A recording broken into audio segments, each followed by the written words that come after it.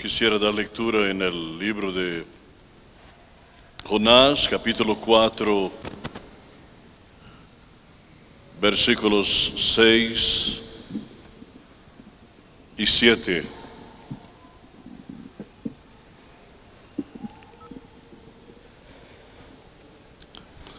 Jonás, capítulo 4, versículos 6 y 7. Así dice la palabra del Señor. Y preparó Jehová Dios una calabacera, la cual creció sobre Jonás para que hiciese sombra sobre su cabeza y le librase de su malestar. Y Jonás se alegró grandemente por la calabacera. Pero al venir el alba del día siguiente, Dios preparó un gusano, el cual hirió la calabacera y se secó. Oremos.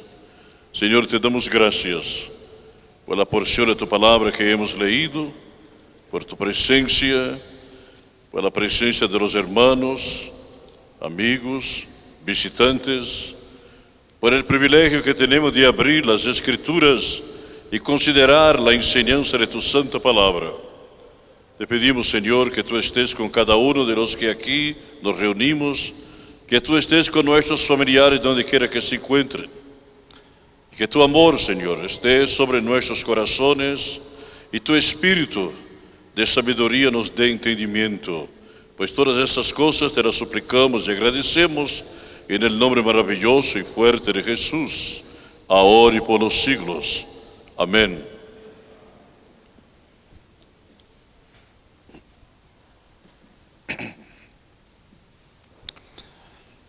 El versículo primero nos dará la transición de la enseñanza impartida el día de ayer para el estudio de esta mañana. Y la palabra dice, pero Jonás se apesadumbró en extremo y se enojó. La palabra traducida aquí por enojo, ira, en el original es la palabra jará, que significa quemarse, consumirse en llamas. Los árabes tienen una palabra muy parecida, haram, que quiere decir pecado. Pero se sentía así Jonás en aquella ocasión. Él estaba ardiendo en ira, como un fuego que le quemara adentro. Y nosotros podemos ver en esta exposición una paradoja en el comportamiento de Dios y el comportamiento de Jonás. La perspectiva distinta de cada uno de ellos. Mientras Dios se alejaba de su enojo. Jonás capítulo 3, versículo 9. ¿Quién sabe si se volverá y se arrepentirá Dios y se apartará del ardor su ira y no pereceremos? Entonces, mientras Dios se alejaba de su enojo, Jonás se quemaba en su propia ira. Jonás capítulo 4, versículo 1, ya lo hemos leído un par de veces, pero Jonás se apesadumbró en extremo y se enojó. El versículo 4 dice, y Jehová le dijo, ¿haces tú bien en enojarte tanto? Y el versículo 9, entonces dijo Dios a Jonás, ¿tanto te enojas por la calabacera? Y él respondió, mucho me enojo, hasta la muerte. Y es precisamente aquí donde yo deseo formular la primera pregunta para nuestro razonamiento en ese estudio. ¿Qué le provocaría a Jonás tanto enojo al punto de hacerlo arder en su ira como si fuera un horno humano? Y al analizar el pasaje nos damos cuenta de que hay dos factores definitivos que nosotros podemos encontrar aquí. En primer lugar, la conversión de los ninivitas. Eso le trajo gran enojo a Jonás. Jonás capítulo 3, versículo 10. Y vio Dios lo que hicieron, que se convirtieron de su mal camino, y se arrepintió del mal que había dicho que les haría, y no lo hizo. La xenofobia, el racionalismo, de una manera enfurecida de parte de Jonás, lo transformaron en un profeta dominado por el preconcepto, por el racismo. Y de tal manera que amaba Jonás a Israel, considerando que Nínive era una ciudad enemiga. Su amor a Israel le hacía odiar a todos los que pudieron constituirse una amenaza para su pueblo. Él quería la salvación de Israel, pero la condenación de los ninivitas. Y por eso él se disgustó sobremanera, porque sus oyentes se convirtieron. Jonás había predicado el juicio, y ellos, los ninivitas, clamaron por misericordia. Jonás anunció una condenación inminente, y los asirios, dándose prisa, se convirtieron y buscaron el perdón. En otras palabras, la conversión de los ninivitas fue la derrota de Jonás.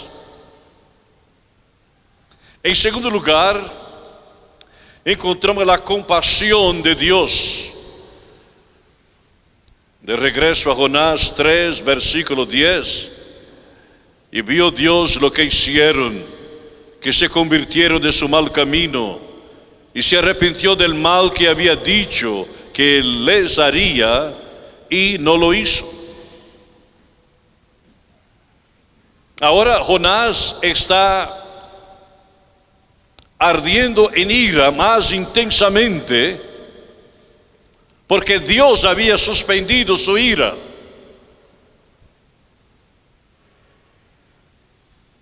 Y como les dije al principio, la ira de Jonás era como un fuego que rechina y quema. Jonás está incendiado de su enojo. Su corazón es como una hoguera de disgusto. Él se encuentra atrapado en su enojo y no puede razonar, porque su alma está ardiendo, no de celo por Dios, ni de compasión por los perdidos, sino de su egoísmo carnal. Jonás está irado contra Dios, porque Dios es bueno. Él se queja de la bondad de Dios. Y ahora Jonás comienza a quejarse contra Dios. En Jonás 4, 2, y oró a Jehová y dijo: ahora, oh Jehová, ¿no es eso lo que yo decía estando aún en mi tierra? Por eso me apresuré a huir a Tarsis, porque sabía yo que tú eres Dios clemente y piadoso, tardo en enojarte y de grande misericordia, y que te arrepientes del mal.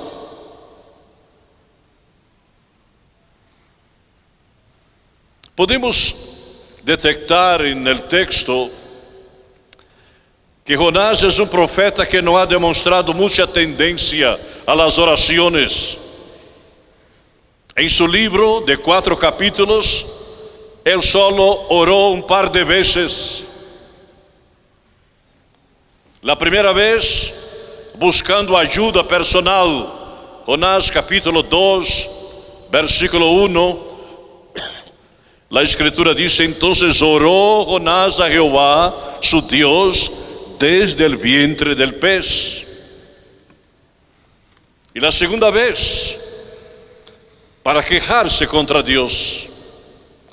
Jonás 4, versículo 2, y oró a Jehová y dijo: ahora, oh Jehová, ¿no es eso lo que yo decía estando aún en mi tierra? Por eso me apresuré a huir a Tarsis, porque sabía yo que tú eres Dios clemente y piadoso, tardo en enojarte y de grande misericordia, y que te arrepientes del mal.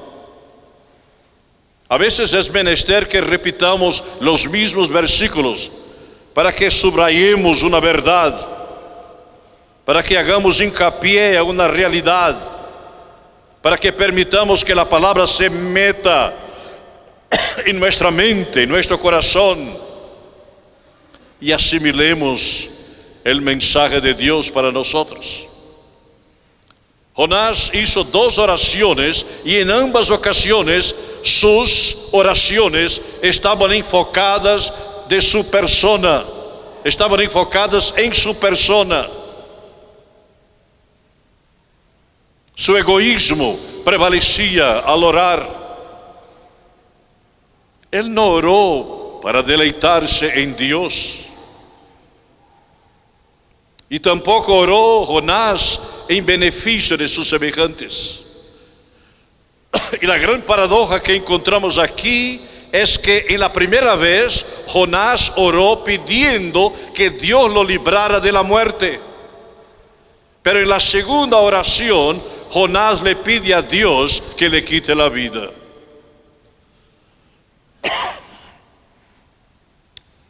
Hay algo extraordinariamente precioso que nosotros podemos encontrar aquí. Jonás, a través de las Escrituras, nos permite a nosotros a conocer su real motivo para fugarse para Tarsis. No fue precisamente el miedo de morir en Nínive, sino el miedo de que los ninivitas no murieron.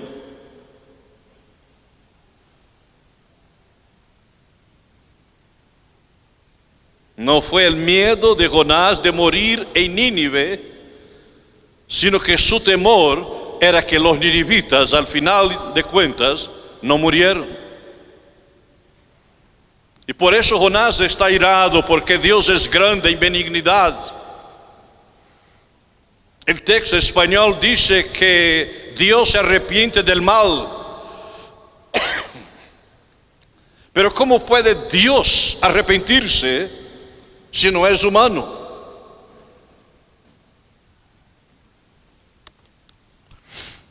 Nosotros encontramos en las Escrituras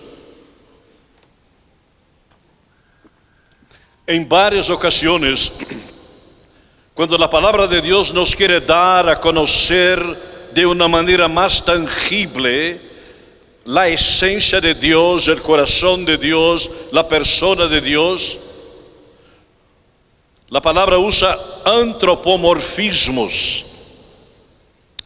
o sea que le da a Dios forma humana. Pero para que nosotros logremos discernir, o sea, entender el significado del arrepentimiento de Dios, debemos de considerar una figura de lenguaje conocido como antropopatía. Antropopatía. Está en sus bosquejos. Es atribuirle a Dios un sentimiento humano. Antropos es hombre y pathos es sentimiento, es enfermedad, es aspecto. Entonces, dentro del contexto teológico sobre la esencia de Dios, nosotros encontramos un fundamento irrefutable que nos afirma que Dios no comete errores ni engaños. Pero cuando el pecador se convierte de sus malos caminos, Dios suspende el castigo y le concede gracia. Desde la perspectiva humana, este acto de Dios es identificado como arrepentimiento. Pero el arrepentimiento expresa un sentimiento de culpabilidad, de remordimiento, de contrición.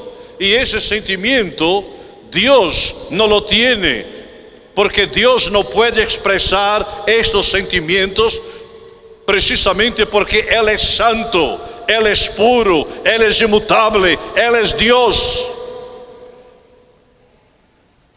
Pero a Dios le place suspender el mal y ofrecer la salvación.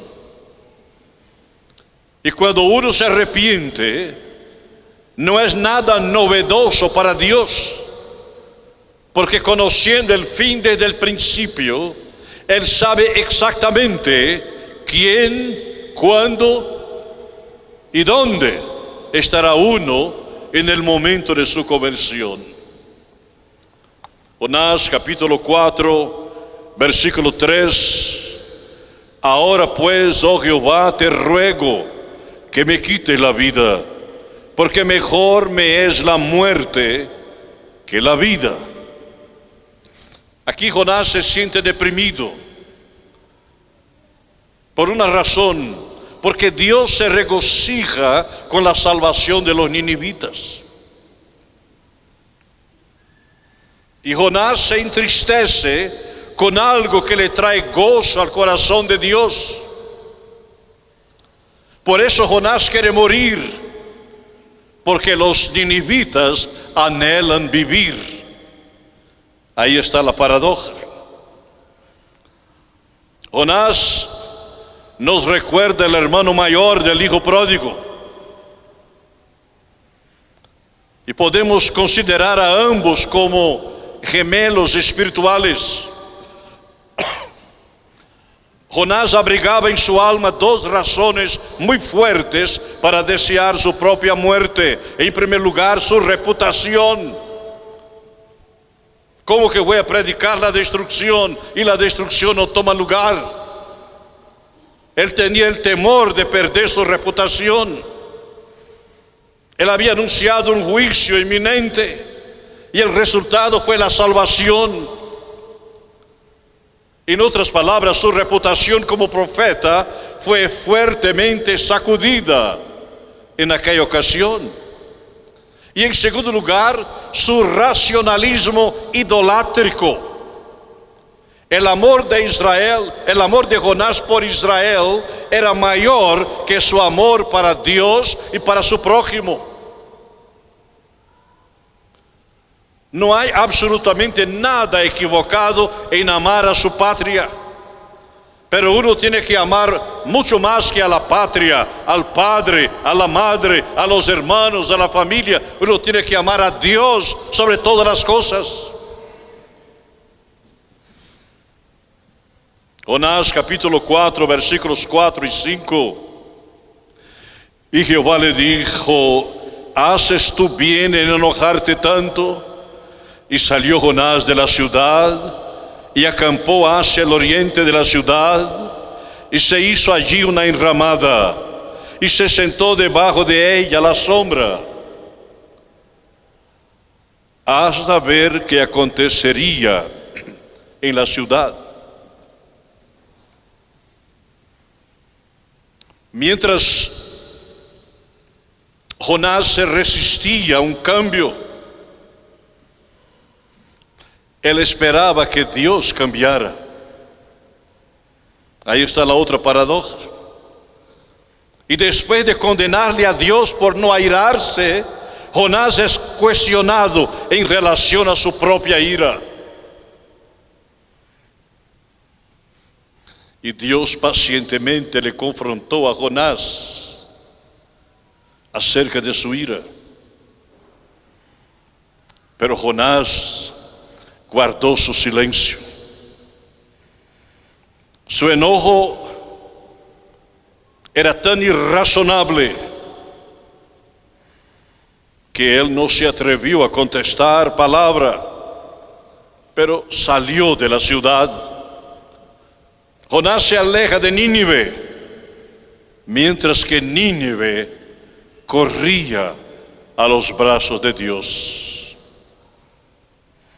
Jonás capítulo 4, versículos 6, 7 y 8.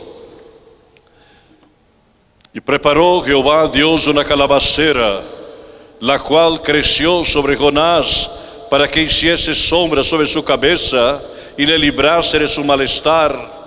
Y Jonás se alegró grandemente por la calabacera, pero al venir el alba del día siguiente, Dios preparó un gusano, el cual hirió la calabacera y se secó. Y aconteció que al salir el sol, preparó Dios de un recio viento solano, y el sol hirió a Jonás en la cabeza, y se desmayaba, y deseaba la muerte, diciendo: mejor sería para mí la muerte que la vida. Hermanos, Dios ya le había librado a Jonás del mar.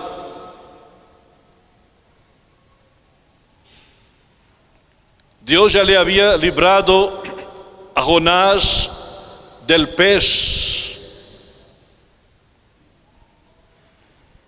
pero ahora lo libra del sol.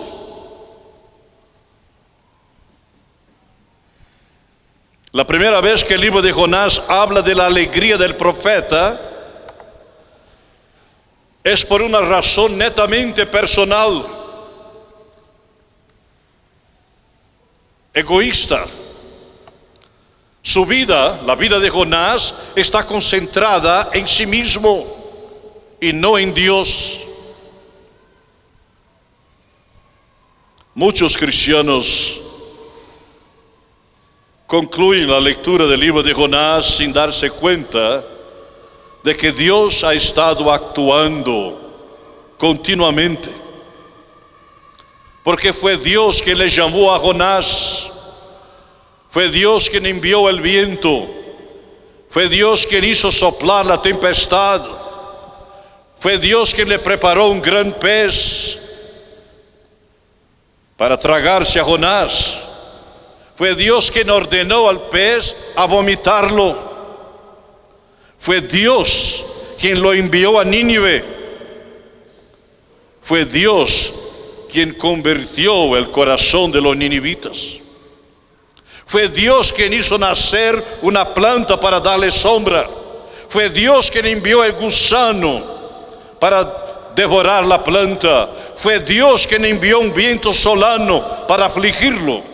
Y podemos ver aquí que Dios ha estado usando todos sus recursos pedagógicos para alcanzar el corazón de Jonás.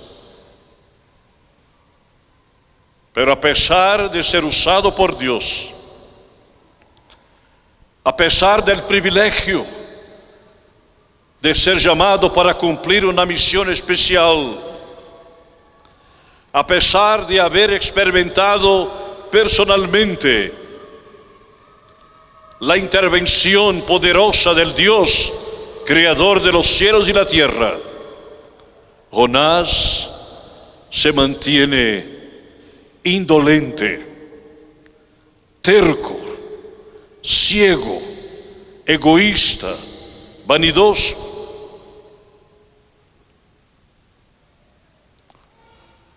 Porque es un santo que se enoja contra su Dios. Es un valiente que tira la toalla. Es un cristiano, para contemporizarlo en nuestra época, que ha tirado la toalla. Y ahora es cuando empieza la parte más importante de ese libro de Jonás. Tenemos tiempo, ¿verdad? Pero mañana lo continuaremos. Pongámonos de pie y oremos.